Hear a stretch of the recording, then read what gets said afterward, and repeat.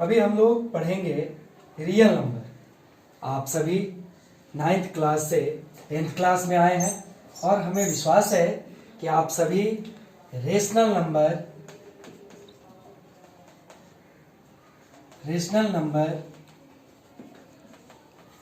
और irrational number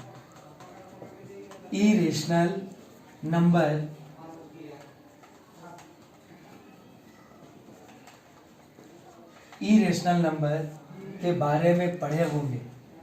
जैसा ज्ञात है, आपको पता है कि हम लोग रेशनल नंबर जानते हैं कि a number in form of P by Q where Q is not equal 0। ये आप पढ़ के आए हैं, फिर भी हम एक बार प्रयास कर रहे हैं कि आपके पास ये चीज आए। ठीक है, एक बार रिवीजन के तौर पे हम बताने का प्रयास कर रहे हैं। ठीक है, जो हमारे जहन में था, भूल गए हैं, ठीक है, उसको एक बार हम याद दिला दें। A number in form of P by Q where Q is not equal to 0। यहाँ पी क्या है बाबू? नॉमिनेटर। क्यू क्या है? डिनोमिनेटर। यानी डिनोमिनेटर, यहाँ पी नॉमिनेटर और क्यूब डिनोमिनेटर। ये जो पी वाई क्यू का फॉर्म है और Q is not equal to 0, आपको याद होगा, हम 9th क्लास में हमने आपको पढ़ाया भी है कि क्यों, क्या कारण है। हम लोग 7th क्लास से पढ़ते चले आ रहे हैं रेशनल नंबर के बारे में। आखिर क्या कारण है कि क्यूब 0 के बराबर ना हो। यदि हमसे कोई पूछना चाहे, आपसे कोई पूछे कि 2/0 एंड 0/2, तो यहां 2/0, इसका मतलब 0 से डिवाइड करना 2 में, और यदि कहीं लिखा हुआ है 0/2, इसका मतलब है कि 2 से डिवाइड करेंगे 0 में। अब जैसा हम लोग डिवीजन करते हैं, ज्ञात है 0 का टेबल हम कितनी बार पढ़ेंगे कि 2 आएगा। तो 0 का टेबल, ठीक है, इनफाइनाइट टर्म्स पढ़ते चले जाएंगे कितना भी बार, ठीक है, तो 0 ही आएगा। 0 1 बार पढ़ेंगे तो भी 0, 0 2 बार पढ़ेंगे तो भी 0, 0 100 बार पढ़ लेंगे फिर भी 0। यानी कहने का मतलब 0 से कितनी भी बार, यानी इसको डिवाइड करना, ठीक है, ये नॉट डिफाइन, ये नॉट पॉसिबल। इसीलिए कहा जाता है कि जब भी 2/0 यदि कहीं है, यानी ठीक है, क्यू इज नॉट इक्वल 0, अगर क्यू इक्वल टू 0 आ गया, इसका वैल्यू होता है नॉट डिफाइन, या इसी को इनफाइनाइट भी कहते हैं, नॉट डिफाइन। आगे हम लोग पढ़ेंगे ट्रिगोनोमेट्री में, तो वहां हम अनडिफाइन या इनफाइनाइट का भी कहीं कहीं मिल जाता है लिखा हुआ। वही अगर 0/2 है तो इसका मतलब है कि 2 से डिवाइड करेंगे 0 में।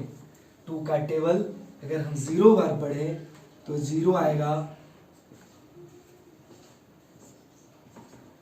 इसका मतलब इन सेंस 0/2 इक्वल 0, इसका जो वैल्यू आएगा 0 आएगा।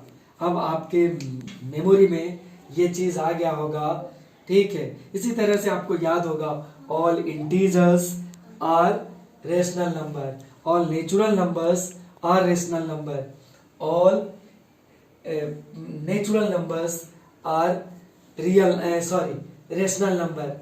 यानी जितने भी नंबर्स हैं वो सब के सब रेशनल नंबर के अंतर्गत आएंगे। लेकिन कुछ ऐसे नंबर्स हैं जिसकी चर्चा हम नहीं कर पा रहे हैं, ठीक है। यानी कहने का मतलब हमने कहा कि all natural number, whole number, integers, natural number, ये जितने भी नंबर्स हैं, पॉजिटिव नंबर, नेगेटिव नंबर, ठीक है, फ्रैक्शनल वैल्यू भी, जो जहां केवल ये रिस्ट्रिक्शन है कि डिनोमिनेटर नॉट इक्वल 0 होना चाहिए। ऐसी कंडीशंस में हम कभी भी, ठीक है, उसका वैल्यू जो कि नॉट डिफाइन होता है, इसलिए ऐसा करेंगे। इतना आपके समझ में आ गया होगा। दूसरी चीज हमने ऐसा पढ़ा था कि नंबर्स, ठीक है, उसका बहुत सारा प्रॉपर्टी था, कॉम्यूटेटिव लॉ, एसोसिएटिव लॉ, ठीक है, डिस्ट्रीब्यूटिव लॉ, उसकी चर्चा हम नहीं करेंगे, लेकिन हमने आपको केवल एक इंट्रोड्यूस किया कि आप रेशनल नंबर किसको कहेंगे।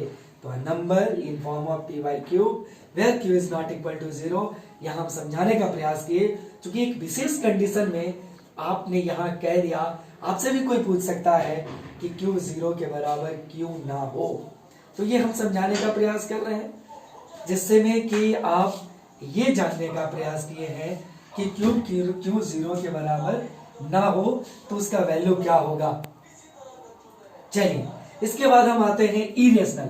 इतना वैल्यू में आपने देखा सभी नंबर्स आ गए, फ्रैक्शन वैल्यू भी आ गया, लेकिन हमने चर्चा नहीं किया डेसिमल का, ठीक है, हमने चर्चा नहीं किया डेसिमल का, हमने चर्चा नहीं किया रूट्स का, यानी स्क्वायर रूट्स का। हम अब आपको बताते हैं इरेशनल नंबर किसको कहेंगे। तो हमने आपको बताया, ठीक है, कि इरेशनल नंबर, ठीक है, यहां तक आपके समझ में आया। अब यहां देखिए,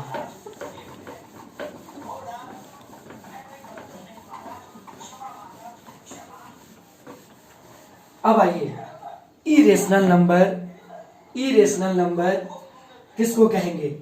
तो decimal representation in any value are non terminating non repeating decimal, यानी decimal expression in any value are non terminating non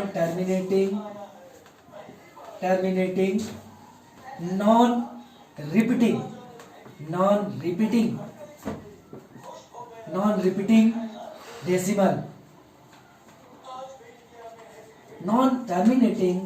non repeating decimal is called irrational, या a number which have no any perfect square root, यानी वैसी संख्या, ठीक है, जिसका complete square root न निकाला जा सके, ठीक है, उसे हम इरेशनल नंबर कहेंगे। इरेशनल नंबर किसको कहेंगे? तो जिसका डेसिमल रिप्रेजेंटेशन, यानी जिसका दशमलव निरूपण क्या हो, नॉन टर्मिनेटिंग। अब हमारे मन में बात आती है कि ये नॉन टर्मिनेटिंग क्या है, तो जो टर्मिनेट कर जाए, ठीक है, उसे टर्मिनेटिंग, मतलब जिसका स्थिर डेसिमल आए।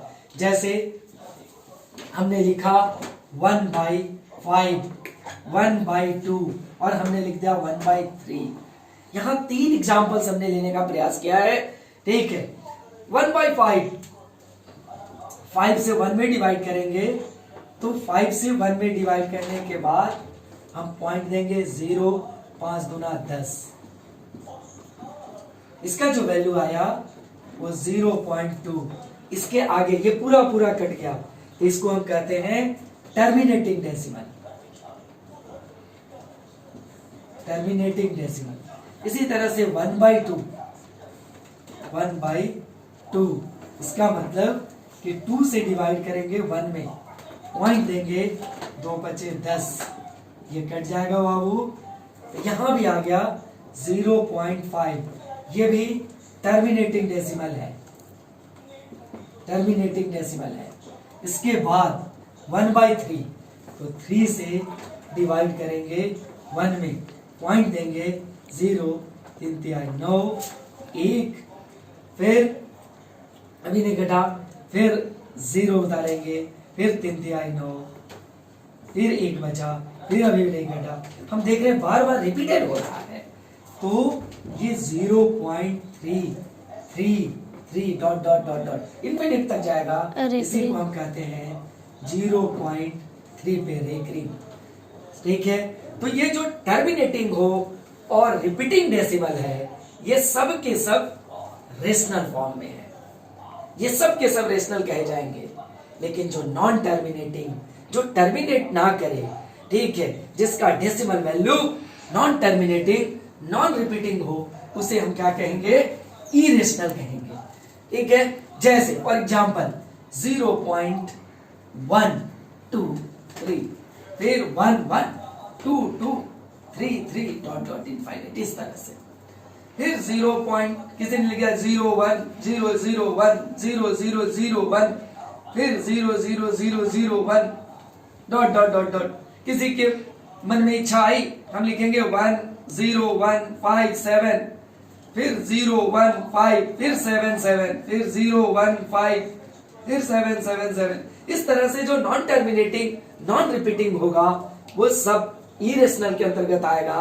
और दूसरा जिसका कंप्लीट स्क्वायर रूट नहीं फाइंड किया जा सके, ठीक है, जैसे √3, √5, √7, √11, जिसका कंप्लीट स्क्वायर रूट ना हो उसे हम क्या कहेंगे बाबू? इरेशनल नंबर कहेंगे। और अब हमें रियल नंबर चूंकि जानना था, अब आप सोच रहे होंगे हमको तो ये पढ़ना ही नहीं है, रेशनल इरेशनल हमें पढ़ना है। हम जब एक्सरसाइज 1.3 में जाएंगे तो वहां, ठीक है, हमें ये जानना था इरेशनल नंबर। इसलिए हमने सोचा कि रियल बताने से पहले, चूंकि अगर हम चर्चा करेंगे कि रियल नंबर किसको कहेंगे, तो कॉम्बिनेशन ऑफ रेशनल और irrational number is called real number. यानी कलेक्शन हो जहां रेशनल का, यानी all rational numbers are real number, all irrational numbers are real number, and collection of, ठीक है, वो चाहे एडिशन में हो, सब्ट्रैक्शन में हो, मल्टीप्लिकेशन में हो, डिवीजन में हो, वो किसी भी तरह की प्रक्रिया में हो, ठीक है, तो उस तरह के कलेक्शंस को भी हम रियल नंबर के अंतर्गत रखेंगे। अब आपके मन में बात आ रहा होगा कि ये रियल क्या है, तो रियल होता होगा तो इमेजिनरी भी होता होगा। बिल्कुल, इमेजिनरी भी होता है। जैसे अगर कोई वैल्यू रूट्स में निगेटिव आ जाए, जैसे रूट्स -4, आपने कभी नहीं देखा होगा, तो इसकी चर्चा आप जब 12th में जाएंगे तो वहां एक वैल्यू मिलेगा complex number.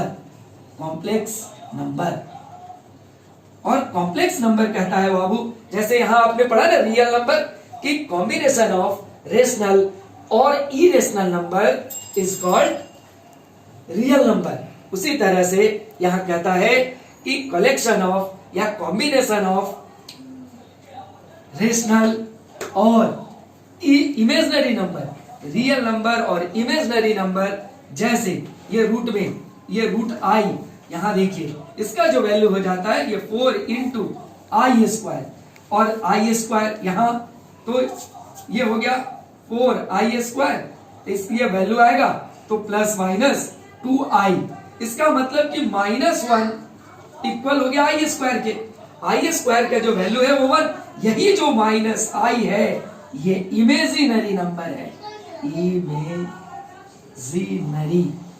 Number, imaginary number है। इसकी चर्चा जब आप आगे की क्लास में जाएंगे तो आपको मिलेगा। हमें रियल नंबर तक पढ़ाना था, इसलिए हम थोड़ा सा केवल आपको परिचय दे दिए, ताकि जब आप 12th में जाएं तो आपको ये भय ना हो किस तरह से ये एक नया चीज आ गया। तो वहां आपको कम से कम ये ध्यान आएगा कि आचार्य जी ने हमें बताया था, ठीक है, कि रियल नंबर ही नहीं इमेजिनरी नंबर्स भी होते हैं, और उसकी चर्चा, ठीक है। तो हमने प्रयास किया कि रेशनल और इरेशनल नंबर का कॉम्बिनेशन जो होता है वो रियल नंबर होता है। अब हमें जो पढ़ना है वो पढ़ना है यूक्लिड्स डिवीजन। ये तो हमने केवल आपको इंट्रोड्यूस करने का प्रयास किया, ठीक है, रेशनल और इरेशनल की प्रॉपर्टीज, ठीक है, इरेशनल क्या है, रेशनल क्या है, इसलिए चूंकि हम ये बताने का प्रयास किया, और हम फिर आगे भी पढ़ेंगे तो हम प्रॉपर्टीज आपको समझाने का प्रयास करेंगे कि रेशनल इरेशनल में जुड़ेगा तो क्या होगा, रेशनल इरेशनल में घटाएंगे तो क्या होगा। तो इसकी चर्चा हम आगे करेंगे जब एक्सरसाइज 1.3 की चर्चा करेंगे। यहाँ चूंकि हम पार्शियली बताने का प्रयास किया हमने, ठीक है, कि रियल नंबर किसको कहेंगे, तो चूंकि हम अगर बताने का प्रयास करते और केवल बढ़ जाते आगे कि रेशनल और इरेशनल कॉम्बिनेशन ऑफ रेशनल और इरेशनल नंबर को ही हम रियल कहेंगे, तो आपके मन में ये भाव हो जाता। चूंकि पढ़ने वाले बच्चे सभी स्तर के हैं, कुछ लोग बहुत ध्यान देते हैं, ठीक है, जो स्वयं से ध्यान बार बार दे रहे हैं, ठीक है, उनके लिए, ठीक है, तो ये बहुत अच्छा मायने नहीं रखता है। लेकिन आप, ठीक है, जो कुछ कमजोर लोग हैं, इसलिए मैं बार बार इन्हीं बिंदुओं पे फोकस कर रहा हूं कि आप ताकि जाने, क्योंकि जब हम एक्सरसाइज 1.3 में जाएंगे तो ये हमें जानना पड़ेगा, वहां इसी की प्रॉपर्टीज पढ़नी है। इरेशनल की प्रॉपर्टी हमें प्रूफ करना है, √2 is irrational, √3 is irrational, 2 + √3 is irrational, तो वहां हम उसकी चर्चा करेंगे। लेकिन अब हम लोग चलेंगे, ठीक है, हमें जो पढ़ना है, ठीक है, मूल रूप से रियल नंबर का जो पहला टॉपिक है वो हम बताने का प्रयास कर रहे हैं आपको। एक्सरसाइज 1.1 में जो टॉपिक हमें पढ़ना है वो है यूक्लिड डिवीजन लेमा और यूक्लिड डिवीजन एल्गोरिथम। हमें जो पढ़ना है वो पढ़ना है यूक्लिड डिवीजन लेमा और Euclid division algorithm.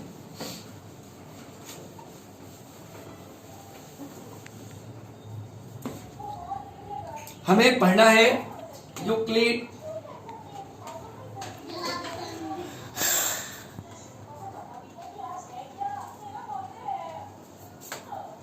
Euclid's division lemma, Euclid division lemma. अब ठीक है, ये एक शब्द आया लेमा, ठीक है। अब आपके मन में आ रहा होगा, ठीक है, यूक्लिड डिवीजन लेमा, ये लेमा क्या है भाई? ठीक है, तो हम जानने का प्रयास करेंगे कि डिवीजन लेमा क्या है, ठीक है, एंड एल्गोरिथम। एक टॉपिक और है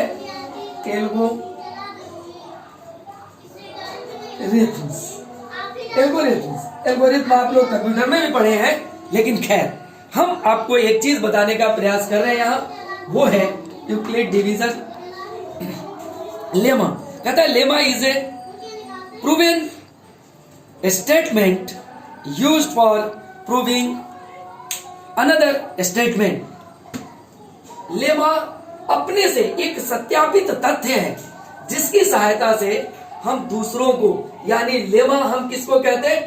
जो प्रूविंग तथ्य है, जो स्वयं भी सत्यापित है, जो स्वयं में सत्यापित है, जो स्वयं प्रूविंग तथ्य है, ठीक है, प्रूविंग एलिमेंट्स हैं, और उसके द्वारा हम दूसरे एलिमेंट्स को प्रूव करने का प्रयास करते हैं, सत्यापित करने का प्रयास करते हैं, जिसके प्रयोग से उसको हम कहते हैं लेमा।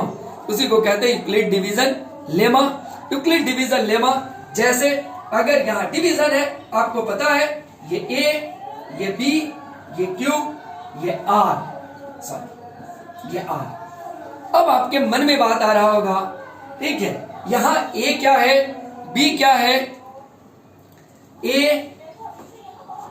B, Q,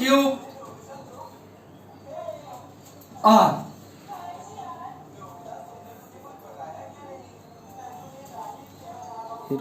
यहीं से फिर आगे बढ़े।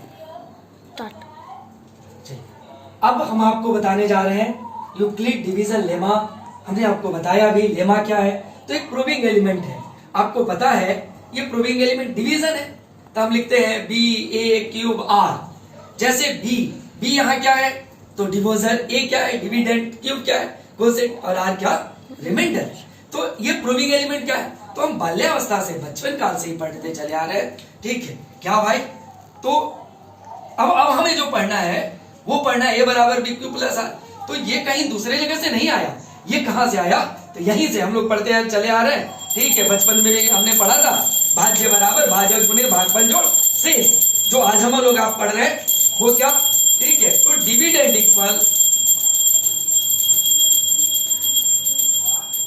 Equal divisor into quotient plus remainder, ठीक है, रिमाइंडर यही है। अब यहां देखिए डिविडेंड क्या है, तो डिविडेंड A है, डिवोजर क्या है B, कोसेंट क्या है Q, और रिमाइंडर R। यानी यहां मिल गया बाबू A बराबर BQ प्लस R। अब हम इसी का प्रयोग करेंगे। अब हम इसके द्वारा कहना क्या चाह रहे हैं वो हम आपको बताते हैं। कुछ कंडीशंस हैं, ठीक है, तभी तो हम लोग आगे इसको प्रूफ करने का प्रयास करेंगे, ठीक है। यही हम आगे बताने का भी प्रयास करेंगे, ठीक है, कि ये है क्या। अब हम आपको यहाँ कुछ कंडीशंस बताते हैं, लेकिन उससे पहले कुछ एग्जांपल्स आप समझिए। तो एग्जांपल्स के द्वारा आप स्वयं ही कहेंगे कि रिमाइंडर क्या बच रहा है। जैसे एक छोटा सा एग्जांपल, 7 डिवाइडेड बाई 18, तो 7 दूना 14, रिमाइंडर 4 बचा। हम अगर आपसे यहाँ पूछे कि यहाँ A बराबर क्या है, यहाँ A बराबर क्या है, तो A बराबर 18, B बराबर 7, Q बराबर 2, और R बराबर 4। आप यहां एक चीज आप हमें बताइए, क्या B और R में कोई रिलेशन दिख रहा? खैर एक आध एग्जाम्पल और बताते हैं। 5 डिवाइडेड 21, 5 को 20, 1। यहां भी A equal 21, B equal 5, Q equal 4 और R इक्वल 1। सिमिलरली अगर हम आपसे कहें कि यहां 11 से डिवाइड करना है 27 में, तो आप कहेंगे 11 दूना 22, ठीक है, 5, A equal 27, B equal 11, Q equal 2 और R इक्वल 5। अब यहां हम आसानी से आपको कह सकते हैं कि देखो बाबू, क्या, ठीक है, रिलेशन बिटवीन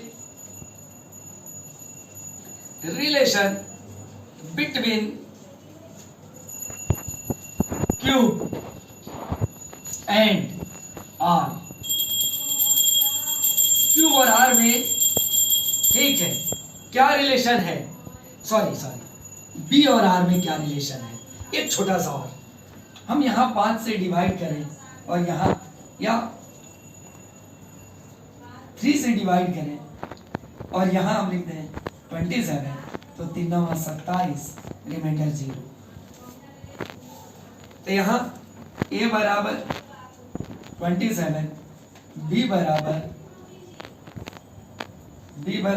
3, Q बराबर 9 और R बराबर 0। यानी आप एक चीज देखें, रिमाइंडर 0 हो सकता है और remainder always less than B हो रहा है। आप यहां देखिए, यहां भी B और R में, ठीक है, B ग्रेटर है R से। यहां भी आप देखिए B ग्रेटर है R से। यहां भी आप देखिए, यहां भी B ग्रेटर है R से। यहां B इक्वल है 0, नहीं, R इक्वल टू 0, सॉरी बाबू, R इक्वल है 0। इतना समझ में आया? तो इसका मतलब कि remainder lies between 0 to B। यह समझ में आया कि नहीं आया? या आप, हमें ऐसा है कि यह आपके समझ में आ गया, तो हम आपको एक छोटा सा टॉपिक, ठीक है, देने का प्रयास करेंगे, जिसके द्वारा आप हमें यह बताने का प्रयास करें, ठीक है, जिसमें यहां A क्या है, B क्या आया, R क्या आया और Q क्या आया, ठीक है। तो हम कुछ एग्जांपल्स, ठीक है, कुछ वर्क आपको देने का प्रयास करते हैं, जिसके द्वारा आप ये जानने का प्रयास करें कि ये है क्या।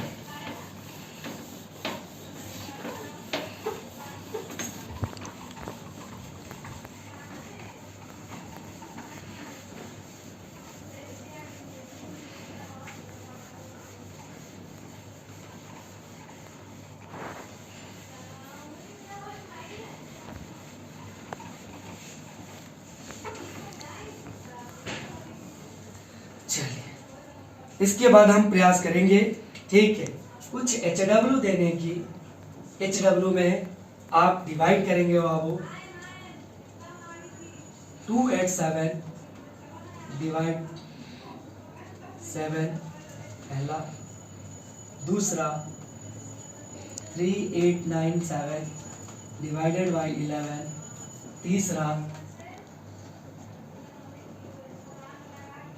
3 8 9 डिवाइडेड 13। 4 3 9 7 डिवाइडेड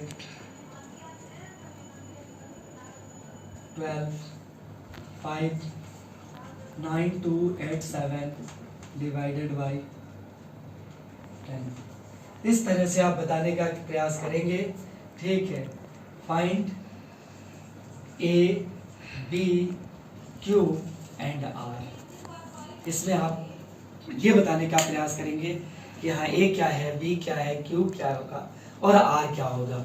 तो अब आपके समझ में आएगा, और इसके बाद हम प्रयास करेंगे कि नेक्स्ट क्लासेस में हम ये बताने का प्रयास करें कि आपको हम किस तरह से ये बताने का प्रयास करेंगे कि हम आप इसका यूजेस ए बराबर बी क्यूब प्लस आर के द्वारा हम किस तरह से, चूंकि एक दिन में यदि हम बताने का प्रयास करेंगे, नए क्लासेस हैं, ठीक है, आपके लिए, तो जब आपके मन में ये घर कर जाएगा कि यहाँ ए क्या है, बी क्या है, क्यूब क्या है, आर क्या है, तो आगे हम इसका एप्लीकेंट आपको बताने का प्रयास करेंगे और तब हम एल्गोरिथम आपको समझाने का प्रयास करेंगे। ठीक है, एल्गोरिथम क्या है बाबू, तो हम आप कंप्यूटर्स में भी पढ़े हैं, एल्गोरिथम है, ठीक है, हमें भी मिला था एडवांस मैथमेटिक्स में।